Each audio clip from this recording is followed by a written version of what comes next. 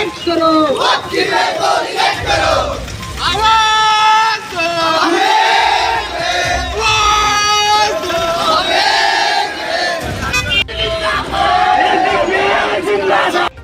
किराएदार थे, पीरियड खत्म होने के बाद 11 मंथ के बाद जैसा री एग्रीमेंट होता है, एग्रीमेंट चाहे तो कंटिन्यू करो या डिसकंटिन्यू करके चले जाओ।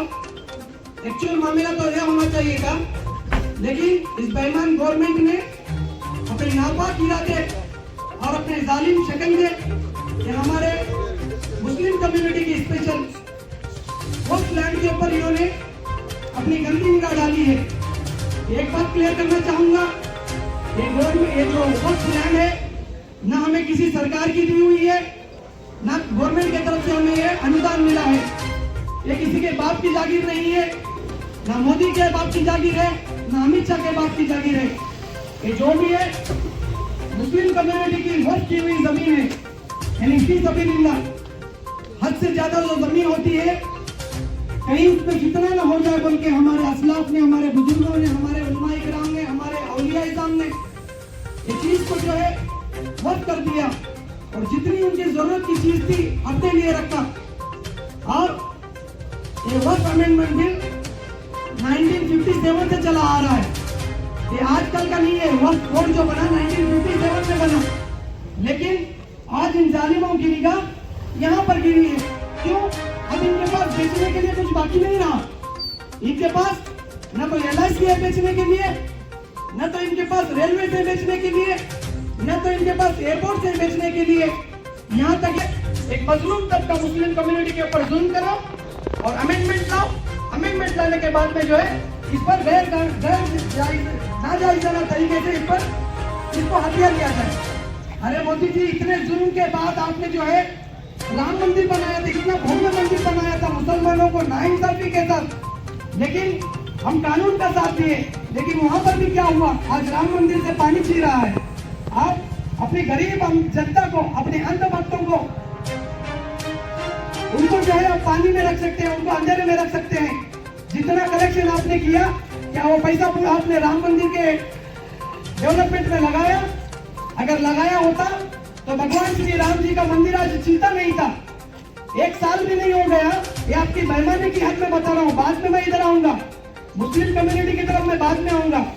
आपने जो बनाया भगवान श्री राम मंदिर, आज क्या हो रहा है? वहां पर पानी ची रहा है, लीकेज प्रूफ नहीं बना सके। लेकिन गरीब जनता को, हिंदू मुस्लिम कुछ लाएगा, इनकी रोटियां सीख जाएंगे। पहले जो है ब्रिटिश हिंदुस्तान पर आए, लेकिन आज पहले जो है लुटेरे बाहर के थे, आज लुटेरे अपने ही। इन पर हमें ध्यान डालना चाहिए। जब भी जो है अवाम का बेरोजगारी का सवाल आता है, जब भी वैकेंट पोस्टिंग में जो है वहाँ पर जॉब अपॉर्चुनिटी देने का मौका आता है, तो वहाँ पर जो है हिंदू मुस्लिम करवा दिया जाता है। और हाल ही में क्या हो गया? कलीम सिद्दीकी साहब को अरेस्ट कर लिया गया। क्या गुनाह था उनका? उनका आरोप है क्या? वो मैं दिखाना चाह रहा हूँ, मेरा टारगेट वो नहीं है, मैं ये हमारी गवर्नमेंट की साजिशों को दिखाना चाह रहा हूँ। क्या कर रहे थे? गैर कानूनी तरीके से कन्वर्शन करा रहे थे। अरे जब कोई गैर मुस्लिम बनता है तो ये लव जिहाद बन जाता है और एंटी कन्वर्शन बिल हो जाता है। और जब आप लोग करते हैं तो घर वापसी। ये कहाँ की बात है? ये कहाँ का इंसाफ है?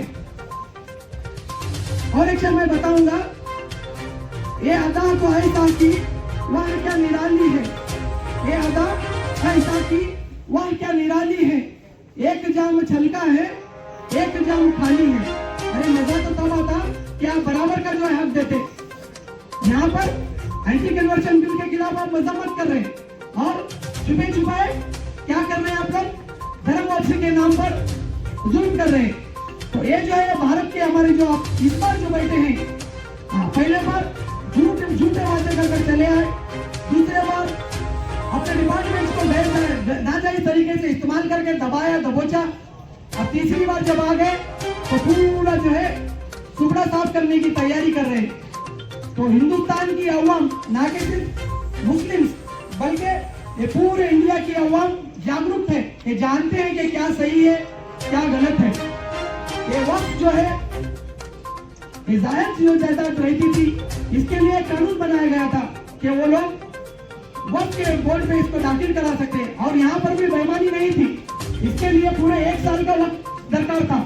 अगर कोई अपनी जमीन वक्त करता है तो ऐसे नहीं क्या। और एक बात मैं बताना चाहूंगा प्रेस मीडिया को, यहाँ पर क्या बताया जा रहा है कि हिंदुओं के मंदिरों पर कब्जा किया जाएगा। नाउज़ बिल्लाह। हमारा मजहब जबरदस्ती, जोर जबरदस्ती किसी पर किसी की अपमान करना हमें नहीं सिखाता, किसी के मंदिर को हत्याना हमें नहीं सिखाता। हम जो है अमन के पुजारी हैं, सबर से काम लेते हैं। लेकिन यहाँ पर हमारे हिंदू भाइयों को क्या बता रहे हैं लोग कि आपके मंदिर खतरे में है, आपके जो है मठ जो है आपका खतरे में है, आप लोगों की धर्मशाला है खतरे में है। क्यों? वक्त जिसको क्लेम करेगा वो सीधे सीधे वक्त में जमा हो जाएगा। ये सरासर गलत इनका जो है ये सेंटेंस है, जुमला है, कमिटमेंट है। क्योंकि जब वक्त में जमीन जब नाम पे लिख दी जाती है वक्त बोर्ड के, तो 1 साल का अरसा रहता है। अगर उनके वारिसीन भी हैं जो वक्त कर रहा है तो वो आके क्लेम कर सकते हैं कि एक इसमें ये प्रॉपर्टी में मेरा हक है बोलकर। अगर नहीं, मेरे पिताजी मेरे दादाजी जो दान कर रहे हैं उसके लिए हम अपने आत्मा से यानी हम इसको दान करने के लिए तैयार हैं बोलकर अगर कोई 1 साल के अंदर क्लेम नहीं आता था तो वो इनडायरेक्टली वक्फ बोर्ड में शामिल हो जाता था। और ऐसे ही नहीं, अपोजिशन वाले के लिए वक्फ ट्रिब्यूनल जो कोर्ट मौजूद है, अपोजिशन से भी अगर कोई आता था, नहीं ये मौसम जो क्लेम कर रहा है मौसम की जगह नहीं है, ये हमारी मठ की जगह है, तो उसके लिए एक ट्रिब्यून करते हुए इसका जायजा लेते थे कि देखते थे कि दस्तावेज किसके पास करेक्ट है और किसके पास नहीं है, उस हिसाब से फैसला होता था। लेकिन यहाँ पर इन्होंने 42 किस्म के जो है चोर के रास्ते से जो है कानून लाकर इसमें नाफिज करने की कोशिश कर रहे हैं। अरे जब ऑलरेडी एक ट्रिब्यूनल कोर्ट एक रिटायर्ड जज इसको हैंडल कर रहा है तो आपको चीजें डीसी के हवाले करने की क्या जरूरत है? इसका ऑब्जर्वर आप डीसी को कर रहे हैं। अब बजरंग दल में श्री राम सेना ये जो भी आरएसएस के ऑर्गेनाइजेशन है, इसमें आपने कभी किसी मुसलमान को बुलाकर इसका पंच बनाया? तो यहाँ पर कैसे हम इसको मंजूर करेंगे? हम इसको कैसे कबूल करेंगे? ये प्रॉपर्टी मुस्लिम्स की, इसको संभाल रहे पूरा ट्रिब्यूनल। अपने घर का मुंह रुख नहीं करेंगे जब तक एक जो वक्फ का कानून, काला कानून वापस नहीं लिया जाएगा। इसके लिए हमें जो भी, मेरा कहने का मतलब संविधान के दायरे में रहते हुए भारत का सबसे बेहतरीन संविधान, विश्व का सबसे बेहतरीन संविधान जो हमें आज्ञा देता है उसकी पालन करते हुए हम हमारा वक्फ अमेंडमेंट बिल को जो मौजूद है उसको रिजेक्ट करवाते हुए एज इट इज उसको बहाल किया जाए। जब तक नहीं होगा हम कहीं की साथ नहीं देंगे, हम हमारे घरों में कदम नहीं रखेंगे इंशाअल्लाह ताला। जिंदाबाद जिंदाबाद जिंदाबाद जिंदाबाद। ವತಿಯಿಂದ ಏನು ಕೇಂದ್ರ ಸರ್ಕಾರ ಕಪ್ಪು ಕಾನೂನನ್ನು ತರಲು ಹೊರಟಿದೆ, ವಕ್ಫ್ ಮಸೂದೆ ತಿದ್ದುಪಡಿ 2024ರ ಹೆಸರಿನಲ್ಲಿ ಅದನ್ನು ವಿರೋಧಿಸಿ ಇವತ್ತು ನಾವು ಪ್ರತಿಭಟನೆ ನಡೆಸ್ತಾ ಇದ್ದೇವೆ. ಕಾರಣ ಇದೆ, ಈ ವಕ್ಫ್ ಆಸ್ತಿ ಏನಿದೆ ನಮ್ಮ ಹಿರಿಯರು, ಪೂರ್ವಜರು ಮತ್ತು ಮುಂದಿನ ಪೀಳಿಗೆಗೆ ಮತ್ತು ವಿಧವೆಯರಿಗೆ, ಬಡವರಿಗೆ ಅನುಕೂಲವಾಗಲಿ ಎಂದು ದೇವರಿಗೆ ಸಮರ್ಪಿತವಾದಂಥ ವಕ್ಫ್ ಆಸ್ತಿ. ಇದು ಮುಸ್ಲಿಮರಿಗಾಗಿ ಮುಸ್ಲಿಮರಿಗೆ ಕೊಟ್ಟಂತ ಆಸ್ತಿಯೇ ವಕ್ಫ್ ಆಸ್ತಿ. ಈ ಒಂದು ಆಸ್ತಿಯ ಮೇಲೆ ಕಣ್ಣಿಟ್ಟಿರುವಂತಹ ಕೇಂದ್ರ ಸರ್ಕಾರ, ಈ ಆಸ್ತಿಯ ಮೇಲೆ ಕಣ್ಣಿಟ್ಟಿರುವ ಕೇಂದ್ರ ಸರ್ಕಾರ ಅದನ್ನ ತಕ್ಷಣ ಹಿಂತೆಗೆದುಕೊಳ್ಳಬೇಕು. ಇಲ್ಲವಾದರೆ ನಾವು ಪ್ರತಿಭಟನೆಯ ಮೂಲಕ, ಆಂದೋಲನದ ಮೂಲಕ ನಾವು ವಿರೋಧಿಸಬೇಕಾಗುತ್ತದೆ. ಅದೇ ರೀತಿ ಯಾವ ರೀತಿ ಸಿಎಎ ಎನ್ಆರ್ಸಿಯ ಸಂದರ್ಭದಲ್ಲಿ ವಿರೋಧಿಸಿದ್ದ ಕಾರಣ ಅವರ ಒಂದು ಫ್ಲಾಪ್ ಆಯಿತು, ಅದೇ ರೀತಿ ರೈತರ ಏನು ಕಾನೂನುಗಳನ್ನು ತಂದಿದ್ದರು ಅದು ಕೂಡ ಯಾವ ರೀತಿಯಲ್ಲಿ ವಿರೋಧಿಸಿದರು ರೈತರು, ಅದೇ ರೀತಿ ಈ ಒಂದು ಏನಾದರೂ ತಿದ್ದುಪಡಿಯನ್ನು ತಂದರೆ ನಾವು ಯಾವಾಗ ಈ ಒಂದು ಕಾಯ್ದೆಯನ್ನು ಹಿಂದೆ ತೆಗೆದುಕೊಳ್ಳುವುದಲ್ಲೋ ಅಲ್ಲಿಯ ತನಕ ನಾವು ಇದನ್ನು ವಿರೋಧಿಸುತ್ತೇವೆ. ಯಾವಾಗ ನಮ್ಮ ಪ್ರಾಣದ ಉಸಿರು ಇರುತ್ತದೋ, ನಮ್ಮ ದೇಹದಲ್ಲಿ ಉಸಿರು ಇರುತ್ತವೋ ಅಲ್ಲಿಯ ತನಕ ನಾವು ಇದನ್ನು ವಿರೋಧಿಸುತ್ತೇವೆ. ಅದೇ ರೀತಿ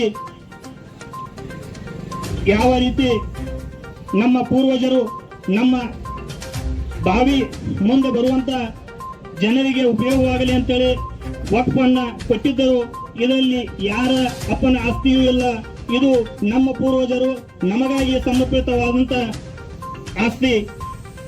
ಅದಕ್ಕಾಗಿ ಇದರಲ್ಲಿ ಕೇಂದ್ರ ಸರ್ಕಾರ ಯಾವುದೇ ತರಹದ ಮೂಗು ತೋರಿಸಬಾರದಂತ ಹೇಳಿ ನಾನು ಇವತ್ತು 2 ಮಾತುಗಳನ್ನ ಮುಗಿಸ್ತೇನೆ. जिन्होंने हमारे कौम के प्रॉपर्टी पर कब्जा कर रखा है, कान खोलकर सुन लो। हम शहीद मिल्लत हजरत टिप्पू सुल्तान रहमतुल्लाह के वारिस हैं। हम टिप्पू सुल्तान की वफादारी को भी जानते हैं और मीर सादिक की गद्दारी को भी जानते हैं। हम टिप्पू सुल्तान के जैसे मैदान में उतरकर जिद्दोजहद करना भी जानते हैं और मीर सादिक जैसे गद्दारों के गर्दन को अपने पैरों के नीचे रोदना भी जानते हैं। तो इसी के साथ साथ जो है हमारी विस्तारित सोच रखने वाली गवर्नमेंट है, आरएसएस है, बीजेपी है और एनडीए गवर्नमेंट हुकूमत है, इन सब को मैं अपने अंदाज में एक बात कहना चाहूंगा। ये आखिरी मेरी बात होगी, इस बात को कहते हुए मैं अपनी बात को खत्म करना चाहूंगा। अरबाब हुकूमत से कह दो, ये अज़्म किया है हम सब ने, जो हक के मुखातिब आएगा हम उसको मिटा कर दम लेंगे इंशाअल्लाह।